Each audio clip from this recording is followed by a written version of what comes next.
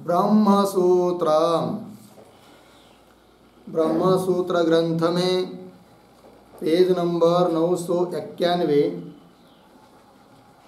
और 991 पेज के ऊपर से 2 नंबर की पंक्ति है। अंतराधिकरणम, ठीक। तो बात यह चल रही है तृतीय अध्याय तृतीय पाद, और तृतीय अध्याय के तृतीय पाद का यह 22 नंबर का अधिकरण है, ठीक। और इस अधिकरण के जो 6 अंग है उसका विचार कल हम लोगों ने किया था। अब हर एक अधिकरण का सार बताने के लिए जो वैयासिक न्यायमालाकार के 2 श्लोक होते हैं, उन श्लोकों का उच्चारण और अर्थ देख लेते हैं। तो पहला श्लोक है, देखिए। विद्या भेदोथ विद्यैक्यम, विद्याभेदोथ विद्यैक्यम स्यादुषस्तकहोलयोः, स्यादुषस्तकहोलयोः समानस्य द्विराम्नानात्, समानस्य द्विराम्नानात् विद्याभेदः प्रतीयते, विद्याभेदः प्रतीयते। विद्याभेदोथ विद्यैक्यं स्यादुषस्तकहोलयोः समानस्य द्विराम्नानात् विद्याभेदः प्रतीयते। ठीक। पदच्छेद देखिए। विद्याभेदः अथ विद्यैक्यम स्यात् उषस्तकहोलयोः, आगे समानस्य द्विः आम्नानात् विद्याभेदः प्रतीयते। अब अन्वय पूर्वार्ध के अंतिम में उषस्तकहोलयोः, फिर पीछे विद्याभेदः अथ विद्यैक्यम स्यात्, आगे समानस्य, आगे सरल है। तो देखो भाई, पहला श्लोक पूर्व पक्षी का होता है, तो कह रहे हैं उषस्तकहोलयो। तो बृहदारण्यक उपनिषद में तृतीय अध्याय में 2 ब्राह्मण है, मतलब अनेक ब्राह्मण है, उसमें एक उषस्त ब्राह्मण है, उषस्त नाम का प्रकरण है, और एक कहोल ब्राह्मण है, ठीक। जब याज्ञवल्क्य मुनि के यहाँ कोई यज्ञ विशेष था, उस समय बहुत सारे ऋषि लोगों को बुलाया गया था, और उस प्रसंग में फिर आत्माभिषेक चर्चा निकली। तब उस समय उषस्त नाम के जो एक ऋषि थे, उषस्त चाक्रायन जिसको कहते हैं, उन्होंने याज्ञवल्क्य मुनि के प्रति प्रश्न किया था, और याज्ञवल्क्य मुनि ने उसको उत्तर दिया। फिर समझ में नहीं आया हो, चाहे और कोई बात हो, तो उसी प्रश्न को पुनः कहोल नाम के ऋषि ने किया। फिर उसका थोड़ा शब्दांतर से वही उत्तर अन्य शब्दों से पुनः याज्ञवल्क्य मुनि ने दिया। अब फिर प्रश्न उठता है कि उषस्त ब्राह्मण और कहोल ब्राह्मण, इन दोनों में भी एक जैसा ही प्रश्न किया है और उत्तर भी लगभग एक जैसा ही है। तो ऐसी स्थिति में उन 2 ब्राह्मणों में कही गई जो विद्या है, ब्रह्म विद्या, वो एक है या भिन्न भिन्न है, ये संशय विकल्प। तो उषस्त कहोलयोः विद्या भेद, उन 2 ब्राह्मणों में विद्या का भेद है। अथ किम, अथवा विद्या ऐक्यम, एक विद्या है दोनों में, वो विद्या दोनों अलग अलग है, एक ही है, यह अभिप्राय है। कौन अभिप्राय है, क्या बात है? तब पूर्व पक्षी बोल रहा है समानस्य द्विहि आम्नानात्, समान रूप से 2 बार आम्नान हुआ है, कथन हुआ है, बिल्कुल कम ज़्यादा शब्द नहीं है प्रश्न करते समय। तो समान से द्वि आमनानात्, समान रूप से दो बार कथन हुआ होने के कारण विद्या भेद प्रतीयते, अलग अलग ही विद्या माननी चाहिए। यदि अलग अलग विद्या नहीं मानेंगे, दोनों जगह एक ही विद्या ऐसा मानेंगे, तो फिर दोबारा क्यों उसी प्रकार का प्रश्न किया और उत्तर दिया, तो द्विरुक्ति हो जाएगी। तो द्विरुक्ति दोष न आवे, इसलिए दो ब्राह्मणों की अर्थात उन दो प्रकरणों की अलग अलग विद्या है, अलग अलग ब्रह्म विद्या है, ऐसा ही समझना चाहिए, ये कह रहा है पूर्व पक्षी। ठीक है, चलिए। तो इस श्लोक में जो आया है समानस्य द्वि आमनानात् इत्यादि, उसके आधार पर एक टिप्पणी लिख लेते हैं। लिखेंगे उद्धरण चिन्ह में, यत् साक्षात् अपरोक्षात् ब्रह्म, यत् साक्षात् अपरोक्षात् ब्रह्म, यह आत्मा सर्वांतरः, यह आत्मा सर्वांतर तम में व्याचक्ष्व, तम में व्याचक्ष्व, उद्धरण चिन्ह बन, इति एतत्, इति एतत् प्रश्नवाक्यम, प्रश्नवाक्यम उभयोः ब्राह्मणयोः, उभयोः ब्राह्मणयोः समानत्वेन, समानत्वेन, कंस में लिखिए अन्यूनानतिरिक्तत्वेन, अन्यूनानतिरिक्त, अन्यून अनतिरिक्तत्वेन, कंस बंद, आगे पठितम अस्ति, पूर्ण विराम, अतः तत्र उक्ता, तत्र उक्ता ब्रह्म विद्या भिन्ना स्यात्, तत्र उक्ता ब्रह्म विद्या भिन्ना स्यात्, अर्धविराम, अन्यथा पुनरुक्ति भविष्यति, पुनरुक्ति अन्यथा पुनरुक्ति भविष्यति, पूर्ण विराम,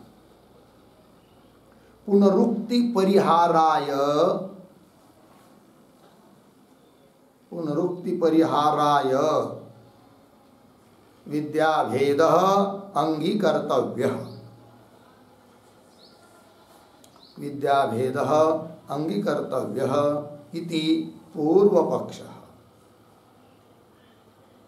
इति पूर्वपक्षः। ठीक है, देखो भाई अर्थ,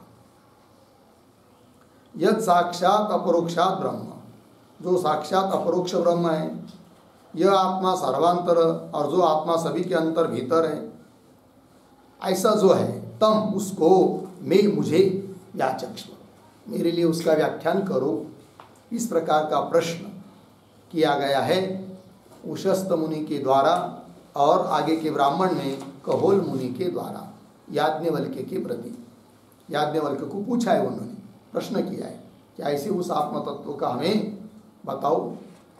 इति एतत् प्रश्नवाक्यम उभयोः ब्राह्मणयोः समानत्वेन, दोनों ब्राह्मणों में समान रूप से आया है। समान मतलब न तो उसमें कुछ न्यून है, उससे न्यून यह नहीं, इससे न्यून वो नहीं, इससे अधिक उसमें शब्द नहीं है, उससे अधिक इसमें नहीं है, बिल्कुल समान है। अन्यूनातिरिक्तत्वेन, अन्यून अनतिरिक्तत्वेन पठितम अस्ति, अतः तत्र उन दो ब्राह्मणों में उक्ता ब्रह्म विद्या, कही हुई ब्रह्म विद्या भिन्ना स्यात्, भिन्न है, पूर्व पक्षी बोल रहा है भिन्न है, अन्यथा यदि भिन्न नहीं मानोगे तो पुनरुक्ति भविष्यति, पुनरुक्ति होगी।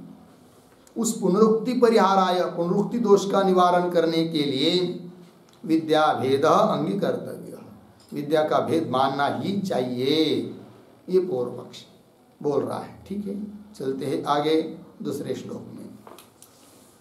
सर्वांतरत्वमुभयोः, सर्वांतरत्वमुभयोः रस्ति विद्यैकता ततः रस्ति विद्यैकता ततः शंका विशेषनुत्यैद्विः शंका विशेषनुक्तेद्विः पाठस्तत्त्वमसीतिवत् पाठस्तत्त्वमसीतिवत् सर्वान्तरत्वमुभयोरस्ति विद्यैकता ततः शंका विशेषनुक्तेद्विः पाठस्तत्त्वमसीतिवत् सर्वांतरत्वम उभयोः अस्ति विद्यैकता ततः शंका विशेषनुत्ययी द्विः पाठः तत्त्वमसि इति वत्।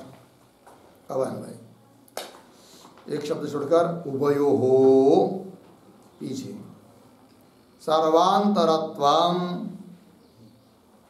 आगे अस्ति ततः पीछे विद्यैकता आगे तत्त्वमसि इति वत् पीछे शंका विशेषनुत्ययी द्विः पाठः। ठीक है, ये सिद्धांतियों का श्लोक है। तो सिद्धांती कह रहे हैं कि उभयोः सर्वांतरत्वम अस्ति, दोनों ब्राह्मणों में भी जिस आत्मा का उपदेश किया है वह आत्मा सर्वांतर है ऐसा कहा गया है, सभी के भीतर है। और सर्वांतर सबके भीतर अनुस्यूत एक ही कोई तत्व हो सकता है, दो दो नहीं।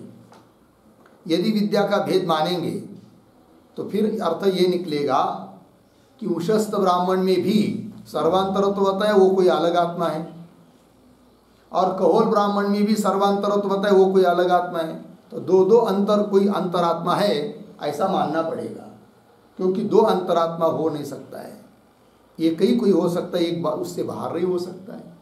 अतः दोनों जगह की विद्या भिन्न भिन्न नहीं मान सकते, किंतु एक ही है। वही करे वयोः सर्वांतरत्वम अस्ति ततः तस्मात् कारणात् विद्यैकता, दोनों जगह की विद्या एक है। ठीक है, तो बोलेंगे ठीक है विद्या एक है, आपने कह दिया, किंतु फिर दुरुक्ति हुई है, दो बार उच्चारण, दो बार क्यों बताया? तो उसको उत्तर दे रहे तत्त्वमसि इति वत्। जिस प्रकार छांदोग्य उपनिषद में तत्त्वमसि इस महावाक्य का उपदेश 9 बार किया गया है, तो भी वहाँ पर विद्या का भेद नहीं माना जाता। यहाँ पर तत्त्वमसि बताया वो अलग विद्या है, आगे जाकर दूसरे जगह तत्त्वमसि बताया वो अलग ब्रह्म विद्या है, ऐसा नहीं माना जाता है। सभी जगह एक ही ब्रह्म विद्या है। उसी प्रकार यहाँ पर भी दोनों जगह समान रूप से प्रश्न और उत्तर होने पर भी क्या एक ही विद्या है, विद्या में भेद नहीं है। तत्त्वमसि इति वत्, ये दृष्टांत हुआ। फिर आगे शंका विशेषनुक्ति, और विशेष प्रकार की शंका हटाने के लिए, नष्ट करने के लिए, दूर करने के लिए द्विही पाठ, दोबारा पाठ हुआ है। क्योंकि एक प्रश्न पूछा, उसको उत्तर दे दिया, भले उस समय वो दूसरा भी सुन रहा था किंतु उसको समझ में नहीं आया, तो पुनः उसने प्रश्न किया। अब उसने प्रश्न किया तो उसको उत्तर देना पड़ेगा, इसलिए उसकी शंका की निवृत्ति के लिए दोबारा कथन हुआ है। इसका मतलब दो विद्या नहीं हो सकती, विद्या तो एक ही है। ये बात हो गई। शंका विशेषणुत्यै द्विही पाठ हो गया इतना। तो ये जो शंका विशेषणुत्यै पद है उसके ऊपर एक टिप्पणी लिखेंगे। उशस्त ब्राह्मणेन, उशस्त ब्राह्मणेन देहाद्यात्मत्व शंका, देहाद्यात्मत्व शंका निराक्रियते।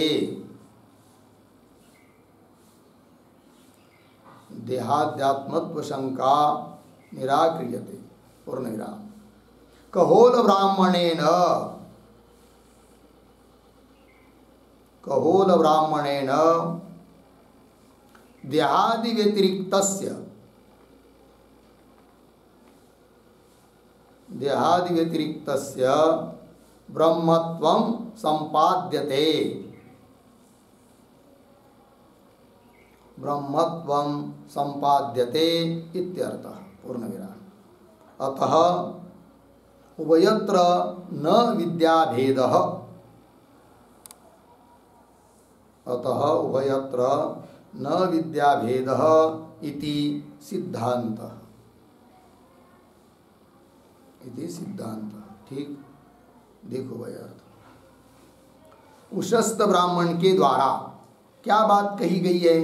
तो देहाध्यात्मत्व, देह ही आत्मा है, ऐसी यदि किसी को शंका आती है तो उस शंका का निराकरण किया गया है कि देह आत्मा नहीं है, देह से अतिरिक्त है कि नहीं। और कहोल ब्राह्मण के द्वारा देहादि से व्यतिरिक्त देहाध्यात्मत्व शंका का निराकरण किया उशस्त ब्राह्मण ने, और देह से व्यतिरिक्त ब्रह्म है ऐसा प्रतिपादन किया कहोल ब्राह्मण ने। कुल मिलाकर अर्थ एक ही है किंतु शब्द भिन्न है, तो भी विद्या का भेद नहीं, विद्या एक ही है अर्थ का भेद होने पर भी। देहादि व्यतिरिक्त से ब्रह्मत्वम, वो आत्मा ब्रह्म है, देहा से भिन्न है, ब्रह्म रूप है आत्मा, इस प्रकार का कथन किया है। अतः उभयत्र न विद्या भेद इति सिद्धांत। हो गया जी। चलिए आगे भाष्य में जाते हैं।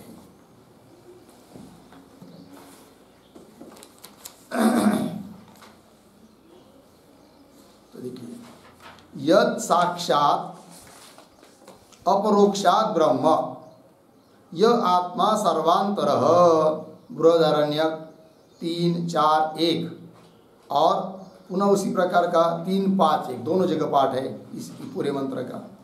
इति एवं द्विहि उशस्त कहोल प्रश्नयोः नैरंतर्येण वाजसनेयिनः समामनन्ति। ठीक है, चलिए भाई। और ये जो पंक्ति चालू यद साक्षात अपरोक्षात ब्रह्म इत्यादि, उसके ऊपर लिखिए विचार विषय। ठीक है, देखिए भाई अर्थ। तो यद साक्षात अपरोक्षात ब्रह्म, जो साक्षात अपरोक्ष ब्रह्म है और वही आत्मा है, सर्वांतर है। फिर आगे आता है तम में व्याचक्ष्व, उशस्त मुनि का प्रश्न है याज्ञवल्क्य के प्रति कि ऐसा जो सर्वांतर आत्मा है उसका मुझे व्याख्यान कीजिए। इति एवं, इस प्रकार, द्विहि, दोबारा उशस्त कहोल प्रश्न हो, उशस्त का प्रश्न और कहोल का प्रश्न दो जगह हुआ, एक ही बात। एक द्विहि उशस्त कहोल प्रश्नयो, उन प्रश्नों का नैरंतर्येण समामनन्ति के वाजसनेन, निरंतर रूप से लघुपाठ एक के पीछे एक, इस प्रकार से वाजसनी शाखा वाले लोग समामनन्ति सम्यक रूप से कथन करते, पाठ करते हैं। ये बात आ गई। ठीक है, फिर वहाँ पर संशय निर्माण होता है। आगे आ रहा है तत्र संशय, किंतु उसके पहले ये जो यद साक्षात अपरोक्षात ब्रह्म इत्यादि श्रुति है, उसके आधार पर थोड़ा सा हम लोग लिखते हैं स्पष्टीकरण के लिए टिप्पणी। तो लिखेंगे उद्धरण चिन्ह में यद साक्षात अपरोक्षात ब्रह्म, यद साक्षात अपरोक्षात ब्रह्म यह आत्मा सर्वांतरः, यह आत्मा सर्वांतरः, अर्धविराम, तम में व्याचक्ष्व, तम में व्याचक्ष्व, उद्धरण चिन्हवान, बृहदारण्यक 3:4:1। आगे इति एवं उशस्त चाक्रायणेन, उशस्त चाक्रायणेन याज्ञवल्क्यं प्रति प्रश्नः कृतः अस्ति, प्रश्नः कृतः अस्ति, पूर्ण विराम। आगे याज्ञवल्क्येन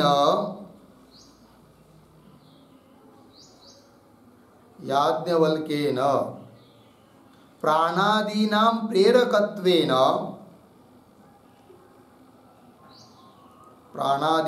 प्रेरकत्वेन सर्वसाक्षी आत्मा सर्वसाक्षी आत्मा उपदिष्टः अस्ति, उपदिष्टः अस्ति पूर्णविराम। तथा च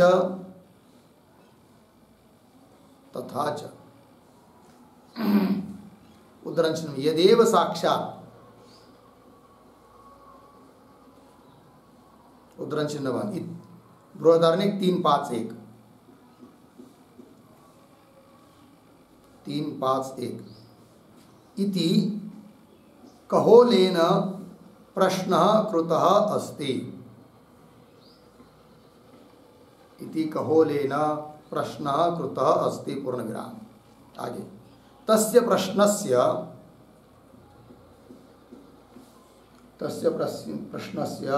याज्ञवल्क्येन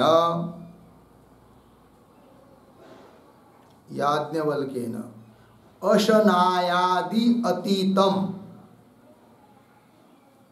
अशनायाद्यतीतम ब्रह्म इति प्रतिपादितम, ब्रह्म इति प्रतिपादितम पूर्णविराम। तत्र घटादिकं चिद्विषयत्वेन, घटादिकं चिद्विषयत्वेन अपरोक्षम, अपरोक्षम अर्धविराम। ब्रह्म तु साक्षात अविषयत्वेन अपरोक्षम, अविषयत्वेन अपरोक्षम इति प्रथमार्थे अपरोक्षात् इत्यत्र पंचमी विभक्ति अस्ति, पंचमी विभक्ति अस्ति पूर्णविराम। आगे अत्र श्रुतौ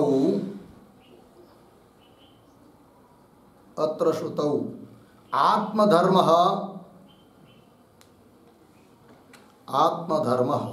अपरोक्षत्वं ब्रह्मणि उक्तम्, अपरोक्षत्वं ब्रह्मणि उक्तम् अर्धविराम। आगे ब्रह्मधर्मः सर्वान्तरत्वं, ब्रह्मधर्मः सर्वान्तरत्वं आत्मनि उक्तम्, आत्मनि उक्तम् अर्धविराम। तेन तयोः ऐक्यं दृढीकृतं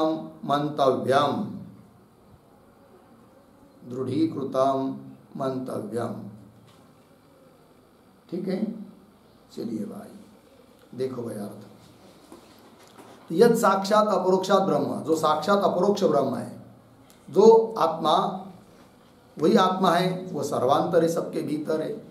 ऐसा जो आत्मा है तम में व्याचक्ष, उसको मेरे लिए आप व्याख्यान करो।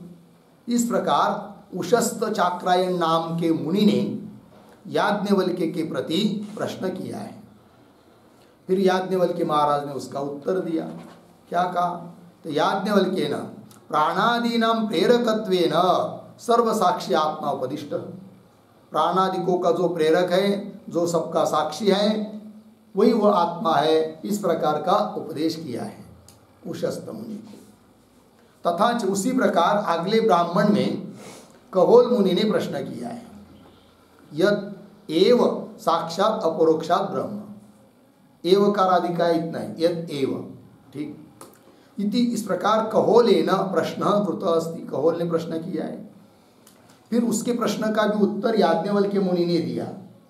कैसा दिया वो करे? तस्य प्रश्नस्य याज्ञवल्क्येन क्या कहा, कैसा प्रतिपादन किया? अशनायादि अतीतम ब्रह्म। अशना भूख, आदि शब्द से पिपासा प्यास, आशना पिपासा आदि से रहित ब्रह्म तत्व है, इस प्रकार का प्रतिपादन किया। अब उस तत्व को अपरोक्षात ऐसा कहा गया है, पंचमी विभक्ति है, और साक्षात अपरोक्ष ऐसा कहा है। तो साक्षात मतलब क्या, तो उसका भी स्पष्टीकरण कर दिया यहाँ पर। तत्र घटादिकम, घटादि भी अपरोक्ष हम लोगों के लिए, घट सामने आ गया, अयम घट प्रत्यक्ष हो गया, अपरोक्ष है, प्रत्यक्ष हुआ। किंतु घट अपरोक्ष है, वह ज्ञान का विषय बनकर अपरोक्ष है। और ब्रह्म आत्मा जो वो भी अपरोक्ष है, किंतु किसी भी ज्ञान का विषय न होकर वो अपरोक्ष है, इसलिए उसको कहते साक्षात अपरोक्ष। दूसरे शब्द में कहना हो तो स्वसंवेद्य, स्वयं प्रकाशित है, ये बात। तत्र घटादिकम चिद विषयत्वेन, ज्ञान का विषय होकर अपरोक्ष है। ब्रह्म तो साक्षात मतलब ज्ञान का विषय न होकर अविषयत्वेन अपरोक्षम, इस अर्थ में ये प्रथमा विभक्ति का अर्थ है।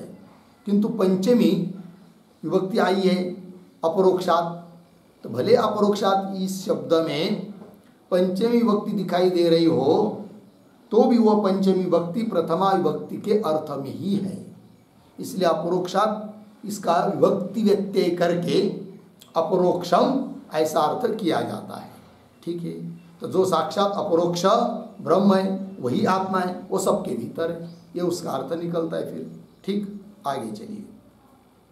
और एक बात यहाँ मालूम पड़ती है, वो क्या, अत्र श्रुतौ, इस श्रुति में आत्मधर्म अपरोक्षत्व, आत्मा अपना स्वयं का, आत्मा स्वयं का स्वरूप, मैं जिसको हम लोग बोलते हैं, उसका धर्म है क्या, अपरोक्षत्व। सबके लिए अपरोक्ष है अपना जीव, अपना आत्मा।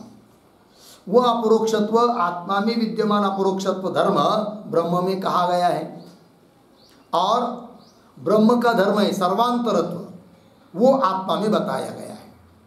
इसका मतलब ब्रह्म और आत्मा ये दो चीज नहीं, एक ही है। यह अर्थ और दृढ़ होता है इन ब्राह्मणों के चिंतन से। वही कह रहे, तेन तयो ऐक्यम दृढ़ीकृतम मंतव्यम। हो गया जी, चलिए आगे भाष्य में। यद साक्षात अपरोक्षात ब्रह्म यह आत्मा सर्वांतर इत्येवं द्विहि उशस्त कहोल प्रश्नयोः नैरंतरेण वाजसनीयिनः समामनन्ति, यहाँ तक हुआ। समामनन्ति सम्यक रूप से कथन करते हैं। फिर आगे, तत्र संशयः, क्या विद्यैकत्वं वा स्यात् विद्या नानात्वं वा इति, ये हुआ संशय का स्वरूप। किंतु संशय क्यों आ रहा है, इस बात को भी समझने के लिए तत्र के पहले एक छोटा वाक्य लिखते अवतरण के रूप में। ब्राह्मण द्वयम विषयीकृत्य, ब्राह्मण द्वयम विषयीकृत्य अभ्यासात्, अभ्यासात् सर्वांतरत्व प्रत्यभिज्ञानाच्च,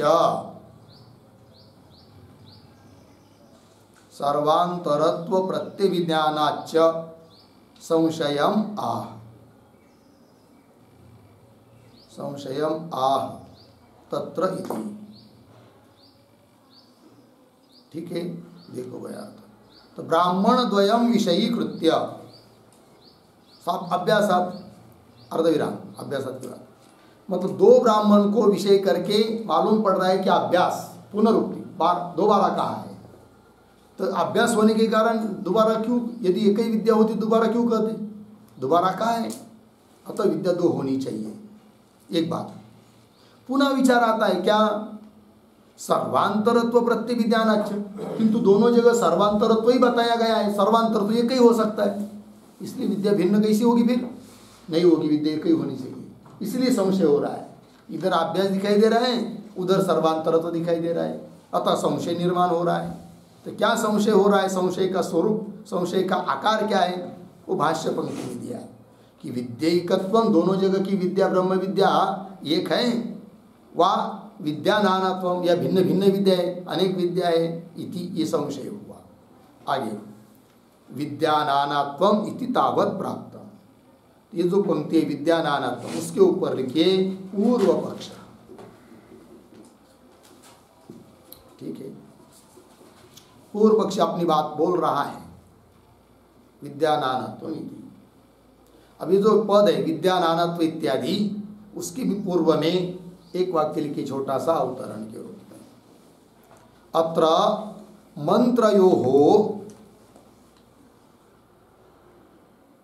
मंत्रयोः अर्थैक्ये अपि न विद्यैक्यम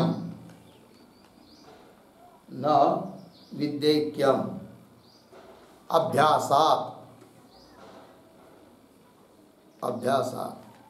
इति पूर्वपक्षम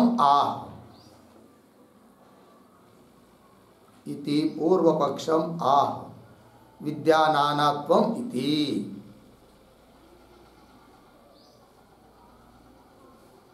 ठीक है, देखो भाई अर्थ। अत्र मंत्रयोः अर्थैक्ये अपि, दोनों मंत्र में, दोनों ब्राह्मणों के दोनों मंत्रों में अर्थ की एकता होने पर भी न विद्यैक्यम, विद्या एक नहीं हो सकती। क्यों? अभ्यासात्, दोबारा बोला गया है, ये पूर्व पक्षी बोल रहा है। वही विद्या नानात्वम इति तावत् प्राप्तम। ठीक, क्यों हेतु दे रहा है वो? अभ्यास सामर्थ्यात् हेतु है। अभ्यास के बल पर हम बोलते हैं कि विद्या अनेक है, एक नहीं। तो ये जो पद है अभ्यास सामर्थ्यात्, उसका अर्थ लिखिए द्विरुक्ति सामर्थ्यात्। अभ्यास सामर्थ्यात् मतलब क्या? द्विरुक्ति सामर्थ्यात्, दोबारा कहा गया है, उसके बल पर हम बोलते हैं। पूर्व पक्षी बोल रहा है। आगे चलिए। अन्यथा ही अन्यून अनतिरिक्तार्थे द्विहि आम्नानम अनर्थकम एव स्यात्। ठीक, ये जो पंक्ति चालू हुई अन्यथा, तो अन्यथा के पूर्व में एक छोटा वाक्य, हेतुम व्यतिरेकतः स्फोरयति। हेतुम व्यतिरेकतः स्फोरयति अन्यथा इति। ठीक है, देखिए भाई, अभी जो पीछे के पंक्ति में हेतु दिया है विद्या नानात्व सिद्ध करने के लिए, पूर्व पक्ष ने हेतु दिया है अभ्यास सामर्थ्य, उसी हेतु को व्यतिरिक्त मुख से स्पष्ट किया जा रहा है अन्यथा इत्यादि पंक्ति से। तो क्या कह रहा है? अन्यथा। अन्यथा मतलब पीछे क्या बताया? विद्या नाना है। फिर अन्यथा शब्द का अर्थ क्या होगा? यदि विद्या नाना नहीं मानेंगे तो क्या होगा? अन्यथा ही अन्यून अनतिरिक्तार्थे, अन्यून मतलब बिल्कुल कम भी नहीं और अनतिरिक्त अधिक भी नहीं, इस प्रकार का अर्थ में जो अर्थ उशस्ती ब्राह्मण के द्वारा कहा जा रहा है, बिल्कुल वही अर्थ कहोल ब्राह्मण के द्वारा कहा जा रहा है। न थोड़ा भी कुछ बदल नहीं, उसमें न्यूनाधिकता नहीं है अर्थ में। तो अन्यथा ही अन्यून अनतिरिक्तार्थे द्विहि आम्नानम, फिर एक ही अर्थ में दो बारा कथन, आम्नानम कथन अनर्थकम एव स्यात्, व्यर्थ हो जाएगा यदि विद्या का भेद नहीं मानेंगे तो। इसलिए दोनों जगह की विद्या भिन्न भिन्न ही माननी चाहिए, ये पूर्व पक्षी बोल रहा है। वही कर आगे, तस्मात् यथा अभ्यासात् कर्म भेद एवं अभ्यासात् विद्या भेद इति, है कि नहीं? पूर्व पक्षी बोल रहा है कि तस्मात्, इसलिए, यथा उदाहरण दे रहे हो, जिस प्रकार अभ्यास के कारण कर्म का क्या होता है? भेद, उस प्रकार यहाँ पर भी अभ्यास डबल हुआ है, डबल बताया है, अतः विद्या भेद होना चाहिए। तो बोलेंगे भाई अभ्यास के कारण कर्म का भेद कहाँ होता है, उदाहरण समझाओ। तब उस पर एक वाक्य लिखिए, अभ्यासात् कर्म भेद, ऐसा आया है ना, उसके आधार पर यथा उद्धरण चिन्ह में समिधो यजति, उद्धरण चिन्ह अर्धविराम, आगे पुनः उद्धरण चिन्ह में स्वाहाकारम यजति, उद्धरण चिन्ह बन, इत्यत्र यजति अभ्यासात्, यजति अभ्यासात् कर्म भेदः अस्ति, कर्म भेद अस्ति पूर्ण विराम। तथा अत्रापि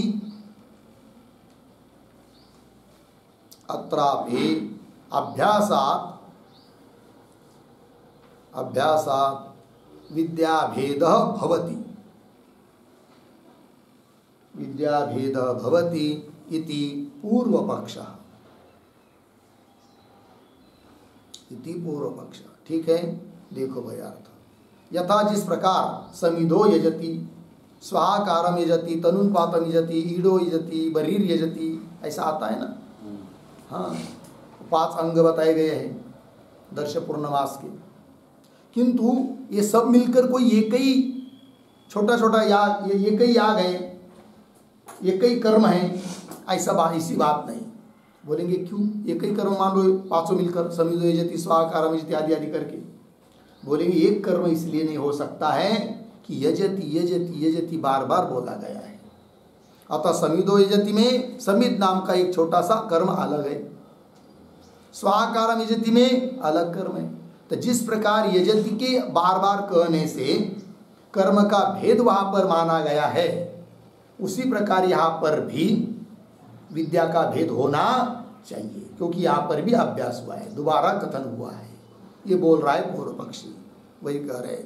स्वाहाकारम यजति इत्यत्र यजति अभ्यासात् कर्मभेद अस्ति तथा अत्रापि अभ्यासात् विद्याभेद भवति इति पूर्व पक्ष। हो गया जी, चलिए आगे। कहा गया, हाँ, विद्याभेद इति, तो यहाँ तक वो आगे चलिए। इति एवं प्राप्ते प्रत्याह, ये जो पंक्ति अभी एवं प्राप्ते इत्यादि वही करें, तो उसके ऊपर लिखिए फिर सिद्धांत।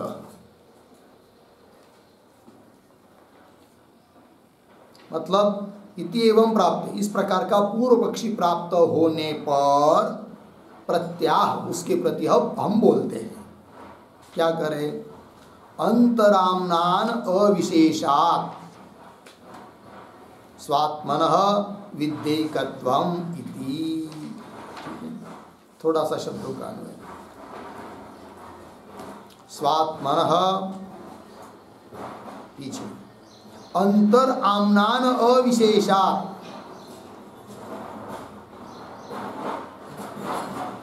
आगे विद्येकत्वम् इति।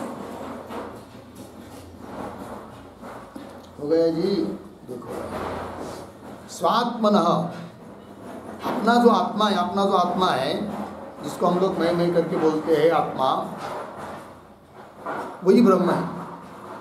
और उसके बारे में क्या कहा है दोनों ब्राह्मणों में?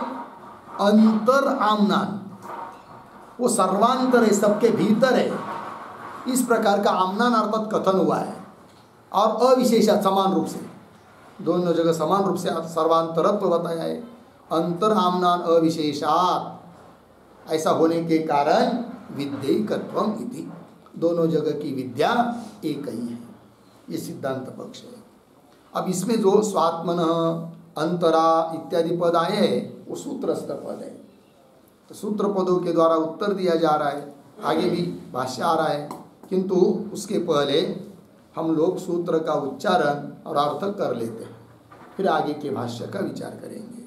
तो सूत्र है अंतरा भूतग्रामवत् स्वात्मनः, अंतरा भूतग्रामवत् स्वात्मनः। ठीक, चलिए भाई लिखते हैं। सूत्रावतरणम बराबर पूर्वाधिकरणस्थ मंत्रयोः, पूर्वाधिकरणस्थ मंत्रयोः अर्थाभेदोक्ति प्रसंगेन, अर्थ अभेदोक्ति, अर्थाभेदोक्ति प्रसंगेन ब्राह्मणयोः अपि, ब्राह्मणयोः अपि तुल्यार्थताम् आह, तुल्यार्थताम् आह। ठीक, फिर नीचे की पंक्ति में सूत्रम अंतरा भूतग्रामवत् स्वात्मनः। 3:3:35 पदच्छेद अंतरा भूतग्रामवत् स्वात्मनः। फिर नीचे की पंक्ति में पदार्थोक्ति बराबर कौंस में लिखिए पूर्वस्मात् सूत्रात्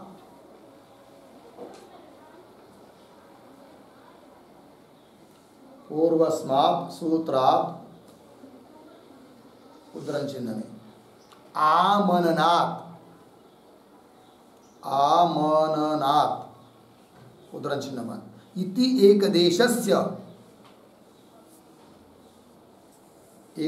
एकदेशस्य अत्र अनुवृत्तिः विधेया। अत्र अनुवृत्तिः विधेया अर्धविराम। तथा च ब्राह्मणद्वये अपि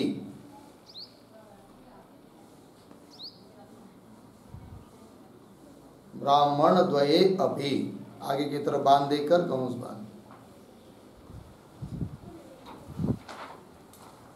फिर आगे प्रतीक स्वात्मनः बराबर स्वप्राज्ञस्य।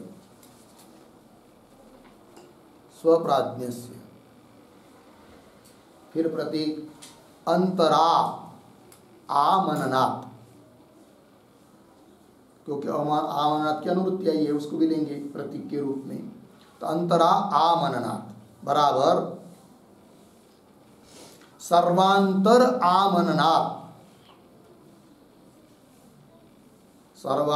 आमननात् विद्येक्यम विज्ञेयम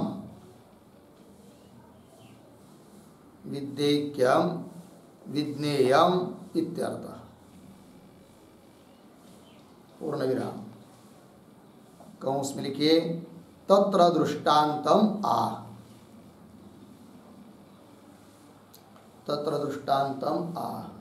आगे की तरफ बांध देकर कौंस बांध। फिर प्रतीक भूतग्रामवत् बराबर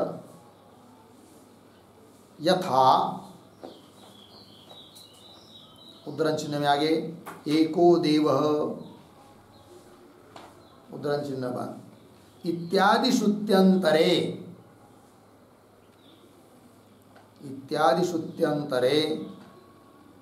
सर्वेषु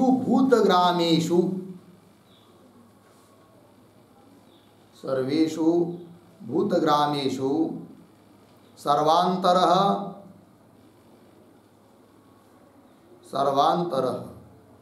एकैव आत्मा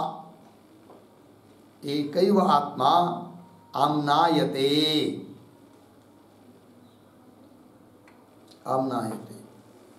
तद्वत् अनयोः ब्राह्मणयोः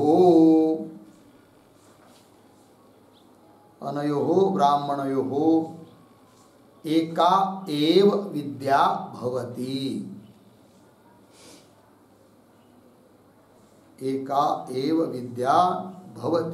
इत्यर्थः हो गया। देखिए भाई अर्थ तो सूत्रावतरण में लिख रहे हैं। तो मंत्रयोः पूर्वाधिकरणस्थ मंत्रयोः, जैसे कि पीछे के अधिकरण में द्वा सुपर्णा ऋतम पिबंतो इत्यादि 2 मंत्र, उनका अर्थों का अभेद बताया, दोनों जगह की एक विद्या बताई। तो अर्थाभेद उक्ति प्रसंगे न, जैसे वहाँ पर उन दोनों मंत्रों का अर्थ एक है, उसी प्रकार ब्राह्मणों की तुल्यार्थता, उस प्रसंग से ही बात उठाई जा रही है कि 2 ब्राह्मणों में भी अर्थ की तुल्यता है, इस बात को कह रहे।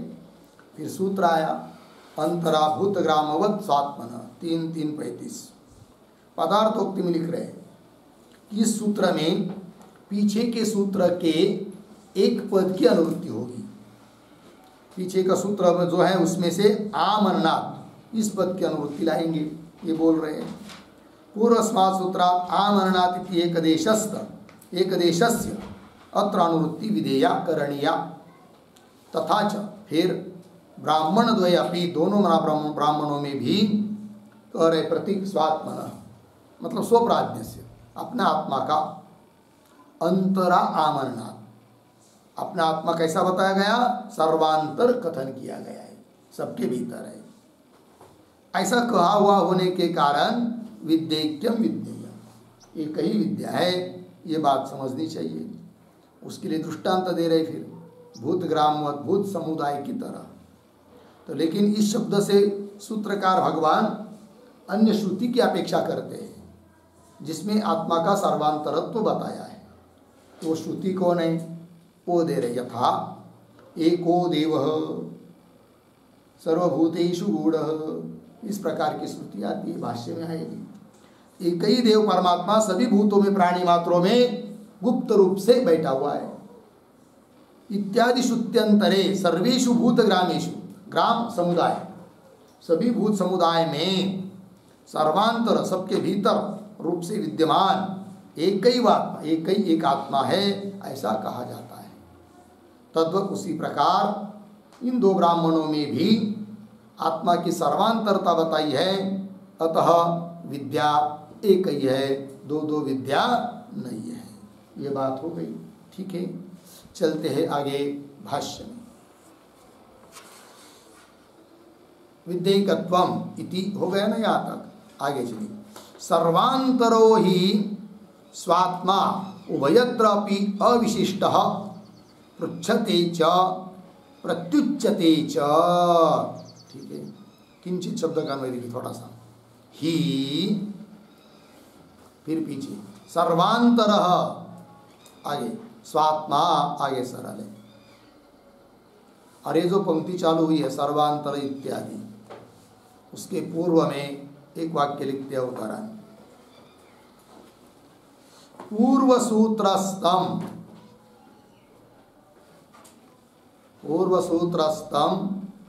आमरणात् इति पदम, आमरणात् इति पदम इह अनुशक्तम, इह अनुशक्तम इति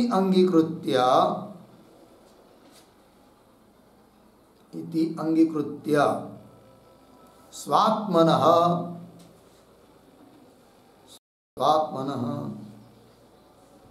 अंतर आम्नान अविशेषात्,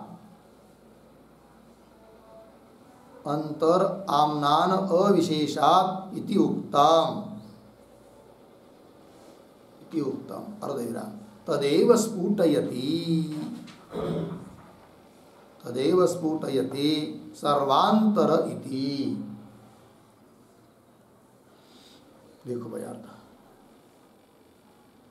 पीछे के सूत्र का जो एक पद है आमननात्, उस पद की यहाँ पर अनुवृत्ति हुई है, अनुशक्तम, ऐसा अंगीकार करके अर्थ कर रहे हैं कि स्वात्मन अंतर आम्नान अविशेषा, अपने आत्मा का अंतर के रूप में सभी के भीतर रहता है, इसके रूप में आम्नान कथन समान होने से अविशेषा इति उक्तम, जो पीछे अभी पीछे की पंक्ति में कहा तदेव स्फुटयति, उसी का स्पष्टीकरण सर्वांतर इत्यादि पंक्ति से कर रहे हैं।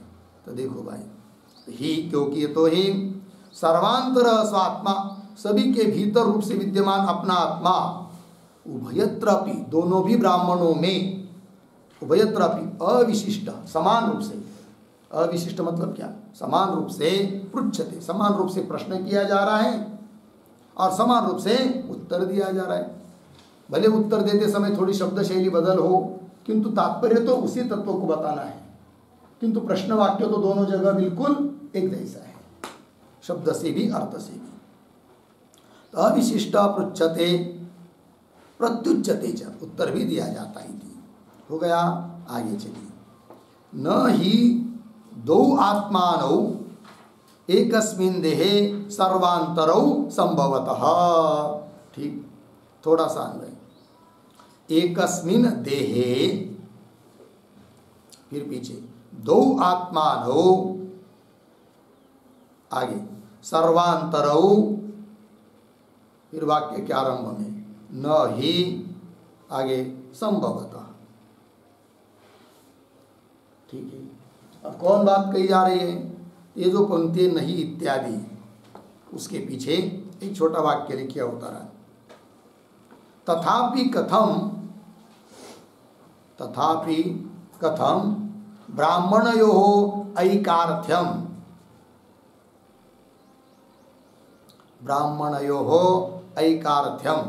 अर्धविराम, तत्र आह नहीं इति।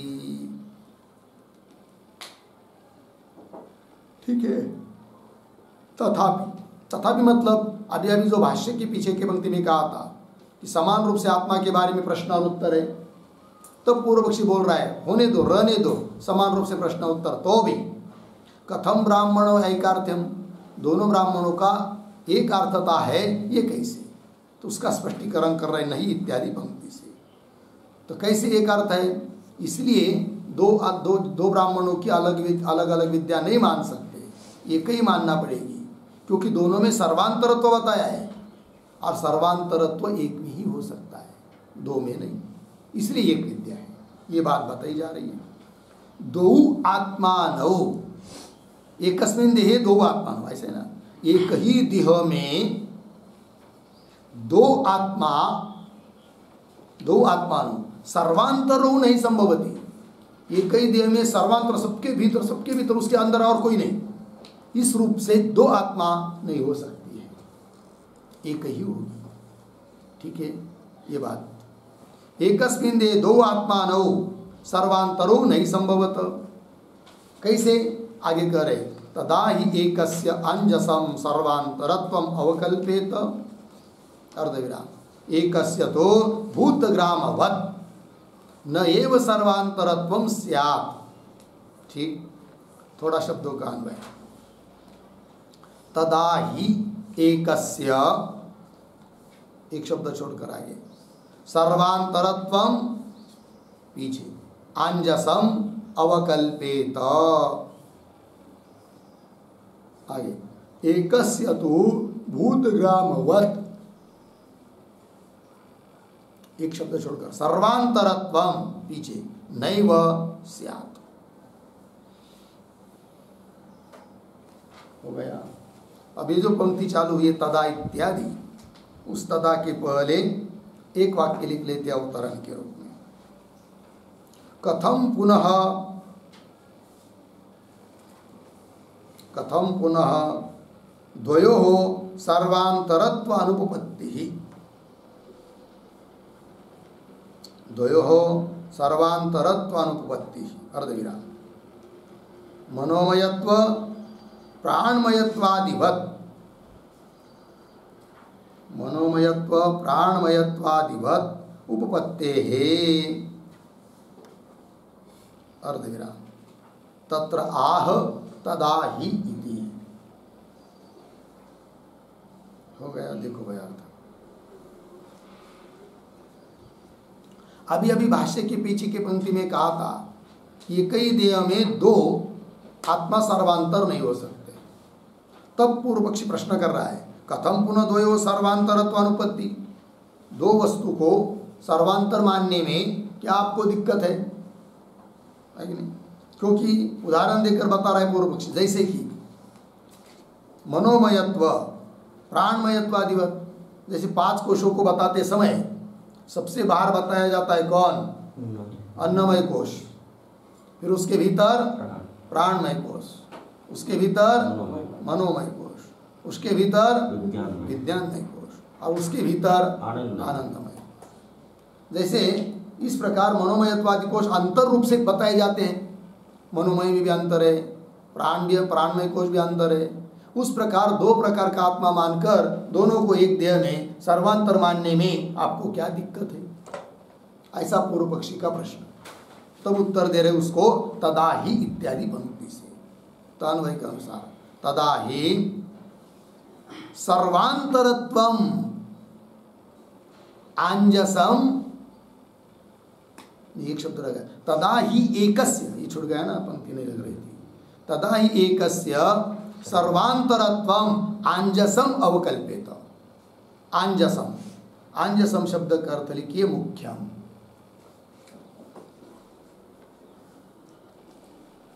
ठीक है। यदि बहुत लोगों को अंदर बताना हो तो उसमें से एक ही का ही सर्वांतरत्व मुख्य रूप से हो सकता है, बाकी का नहीं। अतः बाकी का मुख्य रूप से सर्वांतर तो नहीं हो रहा है तो उसको सर्वांतर कहना ही गलत है। आत्मा ही सबका सबके भीतर है, ये बात हो गई। तो तथा ही एकस्य सर्वांतरत्वम आंजसम अवकल्पित, और फिर दूसरे का एकस्य तु भूतग्रामवत् सर्वांतरम नैव स्यात्। जैसे भूतग्रामों की तरह, ये दृष्टांत है, दृष्टांत का स्पष्टीकरण आगे की पंक्ति में होगा। तो भूतग्राम की तरह सर्वांतरत्वम नैव स्यात्, दूसरे का सर्वांतर तो हो ही नहीं सकता है। मुख्य रूप से सर्वांतर तो एक ही होगा, दूसरे का मानना होगा तो गौण मान सकते हैं, जैसे कोशों की तरह। किंतु यह आत्मा तो है नहीं है, और वो सबके भीतर मुख्य रूप से सर्वांतर बताया है, और सर्वांतर एक ही हो सकता है। अतः दोनों जगह का आत्मविद्या एक ही है, भिन्न भिन्न नहीं। सर्वांतरत्वम नैव स्यात्। ठीक, आगे चलिए। यथा च पंचभूत समूहे देहे पृथ्व्या आप अंतरा अद्य तेज अंतरम इति सति अपि सत्यपि अपेक्षिके अंतरत्वे न एव मुख्यम सर्वांतरत्वम संभवति तथा इह अपि इत्यर्थः। ठीक है जी, चलिए। ये जो पंक्ति है ना, यथाच, उसके पूर्व में एक वाक्य लिख लेते अवतरण के रूप में। लिखेंगे भूतग्राम दृष्टांतम व्याचष्टे,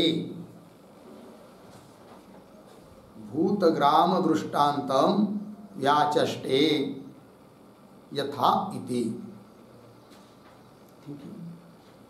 सूत्रकार भगवान ने जो सूत्र में दृष्टांत दिया है भूतग्रामवत्, उसका व्याख्यान कर रहे हैं अब भगवान भाष्यकार। तो पंक्ति देखिए, यथाच पंचभूत समूहे देह, 5 भूतों का समूह है। कौन? देह, सभी का देह, हम लोगों का देह, सभी पशु का भी देह पंचभूतात्मक है। पंचकृत पंचमहाभूतों का कार्य है देह। ठीक है ना। हर एक चीज जो भी दिखाई दे रही है सब पंचकृत पंचमहाभूतों से बनी हुई है। बोलेंगे कैसे? तो देखो शरीर में सब कुछ मिलता है, पृथ्वी का तत्व है, जल तत्व है कि नहीं, अग्नि तत्व है, सब कुछ है। और बाहर पेड़ पौधा भी देखिए, समझ लीजिए कोई पेड़ लगा दिया और उसको पूरी तरह से छाया कर दिया, घर के अंदर लगा दिया, आएगा क्या? वो नहीं आएगा। क्यों? उसको अग्नि तत्व नहीं मिल रहा है, सूर्य। क्यों? पूर्ण हवा बंद कर देंगे, हवा जाने ही नहीं देंगे बाहर की, तो भी वो मर जाएगा। ठीक है। पानी नहीं देंगे तो भी नहीं जिएगा। और पृथ्वी का संबंध नहीं रखेंगे, कांच के ऊपर लगा देंगे तो आएगा क्या? ऊपर नहीं आएगा ना। पेड़ को भी पृथ्वी तत्व चाहिए, जल चाहिए, अग्नि चाहिए, वायु चाहिए, और फैलने के लिए आकाश भी चाहिए। तो पंचमहाभूतों का कार्य हर एक चीज। उस प्रकार यथाच पंचभूत समूहे देहे, ऐसा 5 भूतों का देह होने पर भी कहा जाता है क्या? पृथ्व्या आप अंतरा, पृथ्व्या अंतरा आप, पृथ्वी के भीतर, पृथ्वी तत्व के भीतर है कौन? जल तत्व। फिर अद्भ्य तेज अंतरम, अद्भ्य अंतरम तेज, जल के भीतर माना जाता है कौन? तेज तत्व।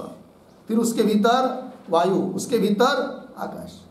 सूक्ष्म सूक्ष्म होता जा रहा है ना। ये 5 भूतों में सबसे स्थूल है पृथ्वी, उससे सूक्ष्म है जल, है कि नहीं, उससे सूक्ष्म है अग्नि, उससे सूक्ष्म है वायु, फिर उससे सूक्ष्म है क्या? आकाश। इस प्रकार से पृथ्व्या आपांतरा अद्भ्य तेज अंतरम इति तक आ गए ना।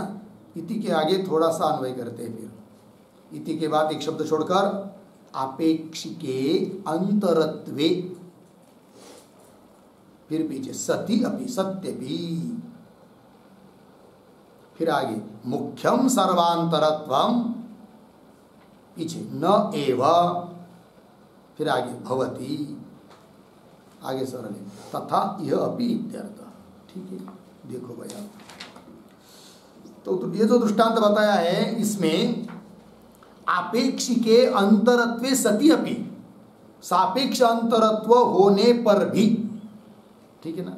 पृथ्वी जल का दृष्टांत समझ में नहीं आ रहा है तो कोशों का समझ लीजिए, अन्नमय कोश से भीतर है प्राणमय कोश, उससे भीतर मनोमय कोश, उससे भीतर विज्ञानमय कोश, उससे भीतर है आनंदमय कोश, इस प्रकार से। किंतु इनकी जो अंतरता है, भीतर रहना है, वह सापेक्ष है, किसी न किसी की अपेक्षा करके वो भीतर है, मुख्य अंतरत्व नहीं है कि नहीं, सर्वांतरत्व नहीं है, वही कह रहे। इस इति अपेक्ष के अंतरत्वे सति अपि, सापेक्ष अंतरत्व होने पर भी मुख्यम सर्वांतरत्वम नैव भवति, मुख्य सर्वांतरत्व इन चीजों में नहीं है। मुख्य सर्वांतरत्व एक में ही होता है, वो है केवल ब्रह्म तत्व में, आत्मा में। हो गया इतना? हाँ, मुख्यांतरत्व मुख्यम हो गया ना, सर्वांतरत्व मुख्यम, मुख्यम सर्वांतरत्वम नैव भवति, ये क्या तक हुआ? तथा इह अपि इत्यर्थ। उसी प्रकार यहाँ पर इन दो ब्राह्मणों में भी समझना चाहिए क्या, कि दोनों भी ब्राह्मणों में आत्मा को सर्वांतर बता दिया है, और अलग अलग विद्या मानेंगे तो दो सर्वांतर हो जाएंगे, और दो सर्वांतर सबके भीतर तो मुख्य रूप से हो ही नहीं सकते, एक को ही मानना पड़ेगा।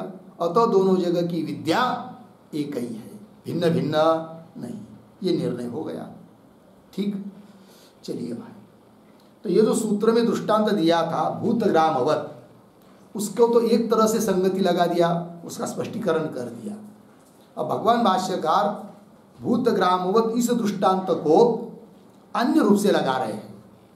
वो कैसे? वो अथवा करके दे रहे हैं, अथवा भूतग्रामवत इति श्रुत्यंतरम निदर्शयति, है ना। अथवा, ये जो अथवा शब्द है उसके पूर्व में एक वाक्य लिखिए अवतरण के रूप में, तम एव अनुद्य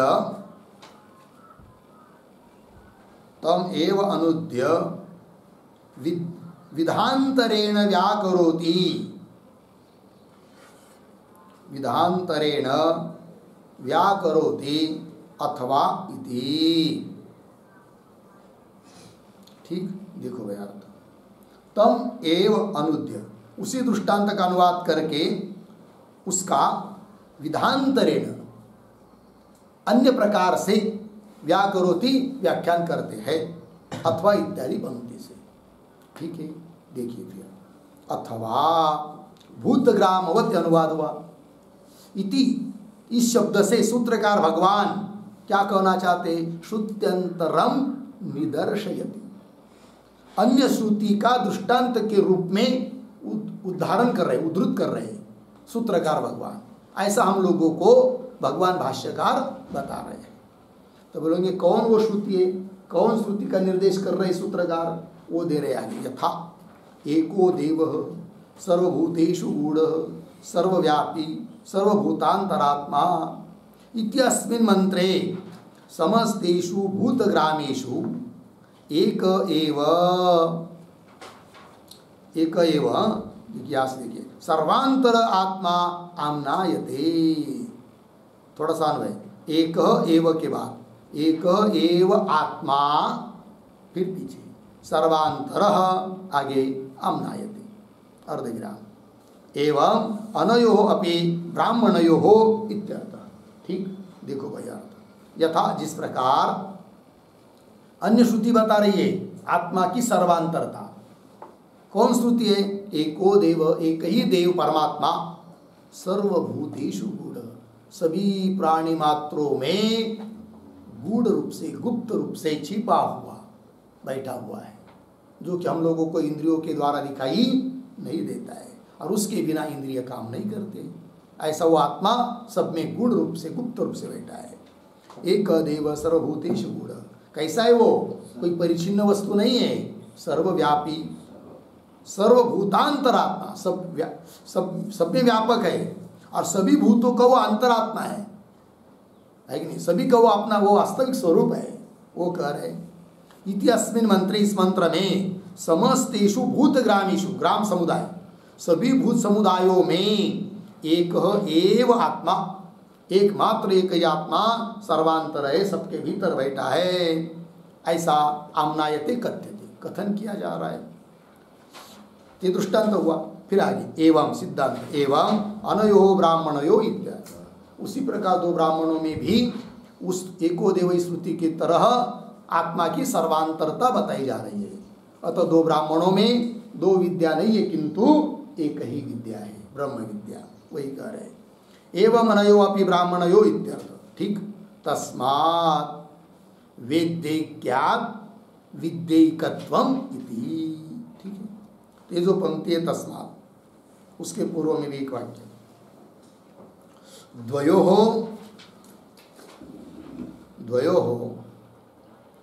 सर्वांतरत्व अयोगलभ्यम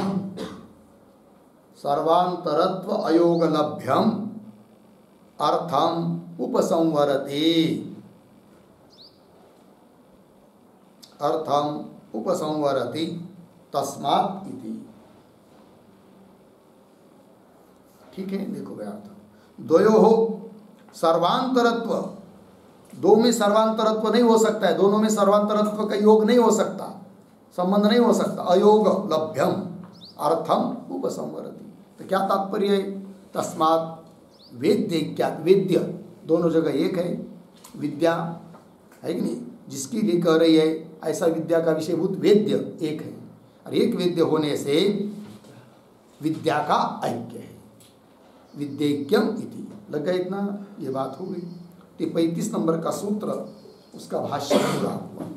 फिर आगे 36 नंबर का सूत्र आ रहा है, उस सूत्र का उच्चारण और अर्थ पहले देख लेते हैं, फिर उसके बाद उसके भाष्य का विचार करेंगे। तो सूत्र है अन्यथा भेदानुपत्ति रीति चेन्नोपदेशांतरवत्। अन्यथा भेदानुपत्तिरिति चेन्नोपदेशांतरवत्। तो चलिए लिखते हैं सूत्रावतरणम। सूत्रावतरणम बराबर पूर्व पक्ष बीजम अनुद्य, पूर्व पक्ष बीजम अनुद्य दूषयति अन्यथा इति। फिर नीचे की पंक्ति में सूत्राम बराबर अन्यथा भेदानुपत्ति रीति चेन्नोपदेशांतरवत् 3:3:36 पदच्छेद अन्यथा भेदानुपत्ति इति चेत न उपदेशांतरवत् हो गया। फिर नीचे की पंक्ति में पदार्थोक्ति बराबर प्रतीक अन्यथा बराबर विद्यायाः भेद अनंगीकारे,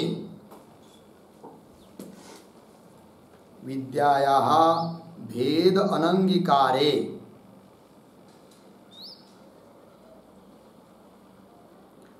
हो गया ना। फिर आगे प्रतीक भेदानुपत्ति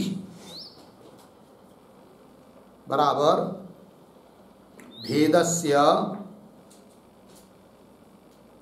बराबर आम्नान भेदस्य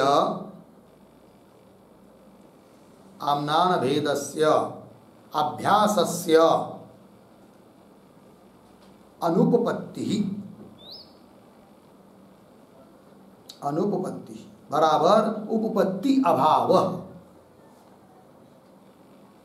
उपपत्ति अभाव प्रयोजनाभावात्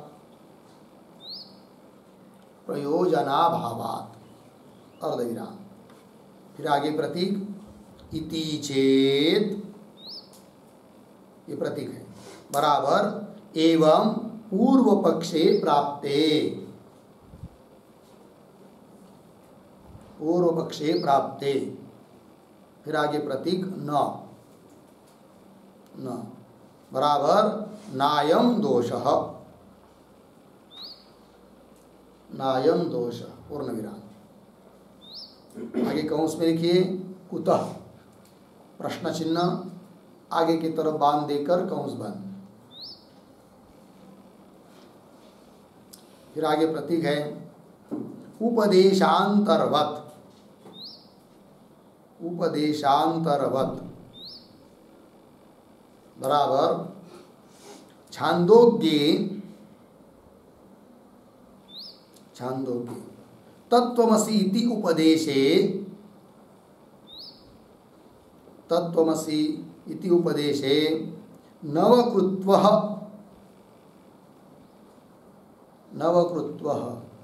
अभ्यस्यमाने अपि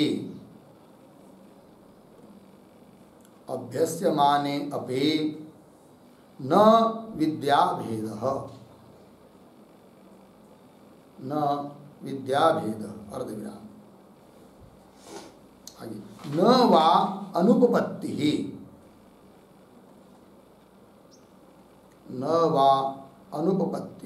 अर्धविराम उपक्रमोपसंवाराभ्याम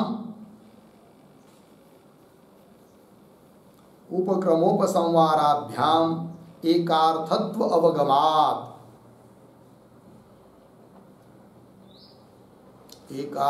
अवगमात् पूर्ण विराम आगे तथा इह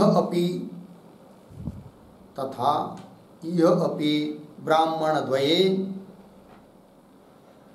ब्राह्मणद्वये प्रश्नरूप उपक्रमस्य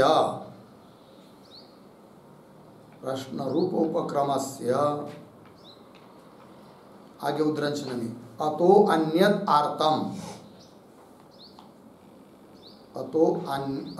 अर्थम उद्रंचन बृहदारण्य 3-4-2 और 3-5-1 हो गए। आगे इति उपसंवारस्य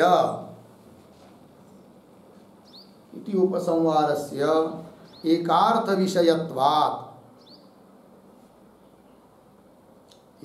विषयत्वात् न विद्याभेदः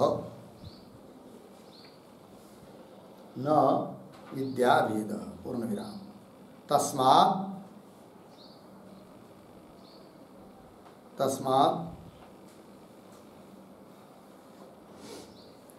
एका एव विद्या इति सिद्धान्तः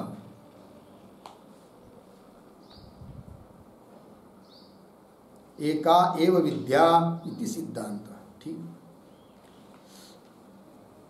इस वाक्य के पहले जो आया ना न विद्या भेद न वेद्य भेद ऐसा चाहिए। एकार्थ विषयत्वात् न वेद्य भेद।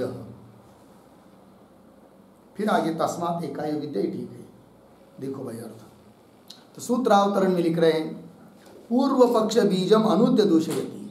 पूर्व पक्षी का पक्ष ने जो प्रश्न किया है उस प्रश्न क्यों किया, उसका क्या प्रश्न करने का कारण है, उस बीज का अनुवाद करके उसका खंडन कर रहे हैं सूत्र से ही। फिर सूत्र आया अन्यथा भेदानुपत्ति चेन्नोपदेशांतरवत।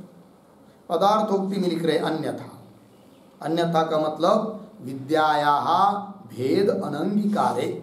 विद्या का भेद भिन्न भिन्न विद्या है दोनों ब्राह्मणों में, ऐसा यदि नहीं मानेंगे तो क्या होगा, भेद अनुपपत्ति। पूर्व पक्षी बोल रहा है भेद की अनुपत्ति। भेदस्य किसके भेद की, तो भेदस्य मतलब आम्नान भेदस्य, जो दो जगह समान रूप से कथन किया है उस भेद की अर्थात अभ्यास की अनुपत्ति होगी, उपपत्ति का अभाव होगा। क्योंकि दो बार कथन करने का कोई प्रयोजन है ही नहीं है। एक ही प्रयोजन हो सकता है दो विद्या अलग अलग, और दो विद्या तो मान नहीं रहे तो फिर क्यों दोबारा कहा, है नहीं, प्रयोजनाभाव पुनरुक्ति होगी। फिर इति चेत मतलब इस प्रकार का पूर्व पक्षी प्राप्त होता है तो उत्तर दे रहे न नायम दोष, यह कोई दोष नहीं। क्यों, कुतः, हेतु दे रहे उपदेशांतर्गत। जैसे छांदोग्य में तत्त्वमसीति उपदेशे नवकृत्व अभ्यस्यमाने अपि 9 बार तत्त्वमसी इससे इस प्रकार उपदेश किया है छांदोग्य में। तत्त्वमसीति उपदेशे नवकृत्व अभ्यस्यमाने 9 बार अभ्यास करने पर भी, दोबारा कहने पर भी 9 बार भी न विद्या भेद, वह विद्या का भेद नहीं माना जाता है। न वह अनुपत्ति, और अनुपत्ति भी नहीं है कि क्यों 9 बार कहा करके, इसलिए अनुपत्ति नहीं है कि वहां पर देखेंगे विचार करेंगे तो उपक्रम और उपसंहार की एकार्थता है। उपक्रम उपसंवाराभ्याम एकार्थत्वावगमः, ये दृष्टांत में बताया। तथा उसी प्रकार यह अपि ब्राह्मण द्वे, यहाँ पर भी इन दो ब्राह्मणों में प्रश्न और उपक्रम से, दोनों जगह प्रश्न समान है, उपक्रम समान है, और बीच में उस आत्म तत्व को बताकर उपसंहार भी उसी प्रकार का है, समान है। कौन है वो? अतः अन्यत अर्थम, इस परमात्मा तत्व को छोड़कर बाकी सब कुछ अर्थम है, मिथ्या है, झूठा है। अर्थम इति, इस प्रकार उपसंहार से एकार्थ विषयत्वात्, उपक्रम और उपसंहार की संहार का विषय एक ही है, एकार्थ विषयत्वात् न वेद्य वेद, इसलिए वेद्य का वेद नहीं है, और वेद्य का वेद नहीं तो विद्या का भी वेद नहीं है, एक ही विद्या है। और यदि एक ही विद्या है तो गुणों का उपसंहार भी हो जाएगा, ये बात हो जाती है। ठीक, चलते हैं भाष्य में। भाष्य होगा क्या पूरा?